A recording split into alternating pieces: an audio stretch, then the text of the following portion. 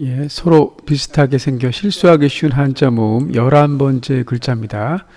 오늘은 글 서자 그리고 낫주자 그림 화자입니다. 보시면 글 서자는 가로 왈자 부수고요. 낫주자는 날일자 부수, 그림 화자는 밭전자 부수가 되겠습니다. 먼저 글 서자 많이 쓰이죠. 글서, 문장서, 장부서, 글자서 여러 가지 뜻으로 쓰입니다. 자, 서적 그러면 책이란 뜻이죠. 서류. 자, 글자로 기록한 문서 또는 기록이나 사무에 관한 문건이나 문서의 총칭을 서류라고 합니다. 서신, 서한, 이 편지 신자입니다. 믿을 신자가 아니라 서신, 서한 모두 편지죠. 서경입니다. 그래서 오경 중에 하나죠. 이 사서 삼경하면 노노맹자, 대학, 중용, 시경, 서경, 주역을 사서 삼경이라고 하고요. 사서 오경은 여기에다 예기하고 춘추까지 더하는 걸 사서 오경이라고 합니다. 제가 이제 한문교육과를 졸업하다 보니까 대학에서 노노맹자, 대학, 중용, 시경, 서경, 주역까지 배웠던 기억이 있습니다. 근데 그 당시 참 어려웠던 것 같아요. 예. 서와 글과 서, 그림, 글씨와 그림을 서화라 그러죠. 서가 여러 단으로 된 책꽂이를 서가라고 하고, 뭐 독서는 넘어가죠. 도서, 자 그림 도자죠. 글씨, 그림, 책 등을 통틀어 이르는 말, 예, 도서. 증서, 증거가 되는 문서를 증서라고 하죠. 증서. 저서, 지은 책. 그리고 각서, 약속을 지키겠다는 내용을 적은 문서, 각서.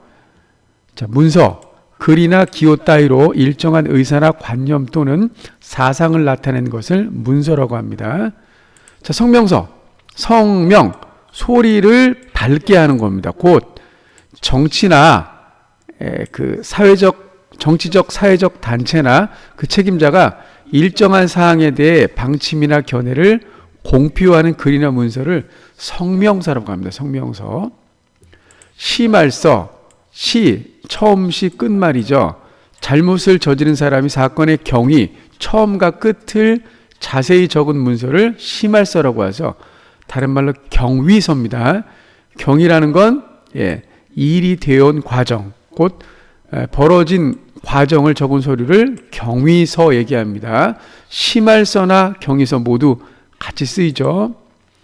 독서망양, 독서하느라 양을 잃어버린 것도 모르고 독서를 한다. 곧 책을 읽느라 양을 잃어버렸다는 뜻으로 마음이 밖에 있어 도리를 잃어버리는 것, 곧 다른 일에 정신을 뺏겨 중요한 일이 소홀하게 되는 것, 독서망양. 그 다음에 이제 분서경유입니다. 진나라가 학자들의 정치적 비판을 막기 위해 민간의 책 가운데 의학, 복서, 점치는 책 또는 농업에 관한 것만을 제외하고 모든 서적을 불태우고 수많은 유생, 글 읽는 사람들을 구덩이에 묻어 죽인 일이 분서갱유죠. 분서갱유. 신원서판, 중국 당나라의 관리 전선의 4가지 표준, 관리를 선택할 때 4가지 표준입니다. 첫 번째는 신입니다. 곧 그 인물이 잘났다. 두 번째는 말을 잘할 줄 아는가, 언. 셋째는 글씨를 잘 쓰는가, 서. 넷째는 사물의 판단이 옳은가, 즉 신원서판. 그래서 관리를 뽑을 때 신원서판을 봤다 그러죠. 백면서생, 자 희고 고운 얼굴에 글만 읽는 사람이란 뜻으로 세상 일에 조금도 경험이 없는 사람을 이르는 말, 경험 백면서생. 저는 경험론을 어쨌든 신념으로 삼고 있는데 살아보니 경험만큼 소중한 게 없더라고요. 사람은 경험한 만큼 성장하죠. 자, 오고지서, 5수레에 가득 실을 만큼의 장서를 오고지서 그럽니다. 그래서 남아 수독 오고서, 남아는 모름지기, 5 수레에 실을 만큼의 책을 읽으라는 말, 남아 수독 오고서. 자, 독서백편 의자연.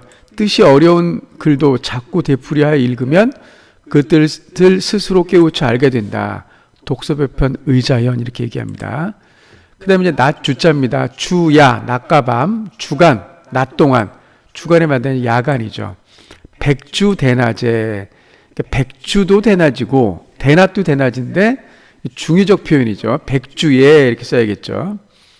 주경야독. 낮에는 농사 짓고 밤에는 공부한다는 뜻으로 바쁜 틈을 타서 어렵게 공부함을 이르는 말. 주경야독. 금의 서행. 입신 출세하여 부귀를 고향에 드날림. 금이 서행인데 요거 반대말이 이제 금이 야행이잖아요. 요거하고 좀 다른 말이에요. 보면 비단 옷을 입고 밤길을 간다는 뜻으로 아무 보람 없는 행동을 비유하려는 말. 밤에는 비단 옷을 입어봤자 보이지 않는데 뭐 비단 옷을 입었는지 허름한 옷을 입었는지 알 수 없잖아요. 그죠? 반대의 뜻은 한자가 다르지만 실제로는 반대의 뜻은 아니다.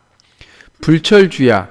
밤낮을 가리지 않는다는 뜻으로 조금도 쉴 사이 없이 일에 힘씀이란 뜻입니다.